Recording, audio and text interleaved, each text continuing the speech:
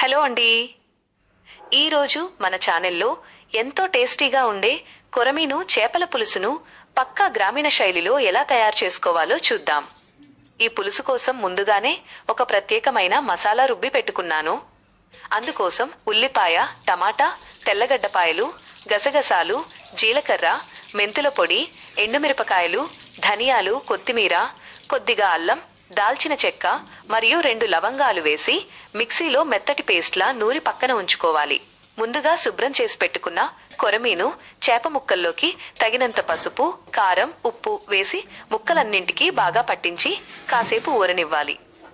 ఇప్పుడు స్టవ్ వెలిగించి బాండీలో నూనె వేసి వేడెక్కాక నిలువుగా కోసిన పచ్చిమిర్చి ముక్కలు వేసి దోరగా వేయించుకోవాలి. పచ్చిమిర్చి కాస్త వేగాక మనం ముందుగా నూరుకున్న మసాలా పేస్ట్ను ఇందులో వేసుకోవాలి.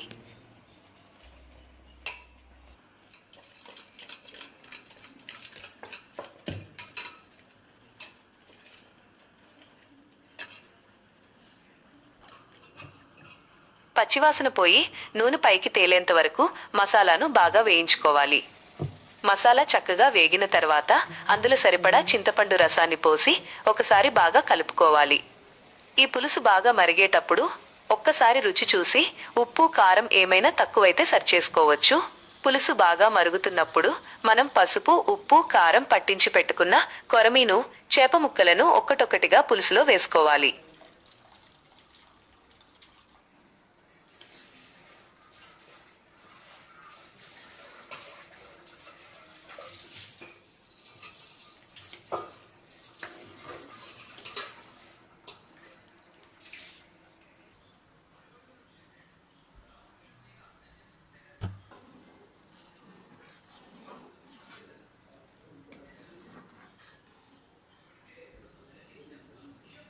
చేప ముక్కలు వేసిన తర్వాత గరిటె పెట్టి కలపకూడదు.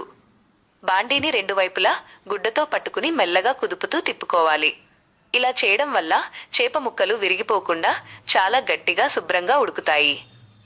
ఇప్పుడు మంటను చిన్నగా పెట్టి కాసేపు ఉడికించుకుంటే చేప ముక్కలకి మసాలా, పులుపు బాగా పట్టి నూనె పైకి తేలుతుంది.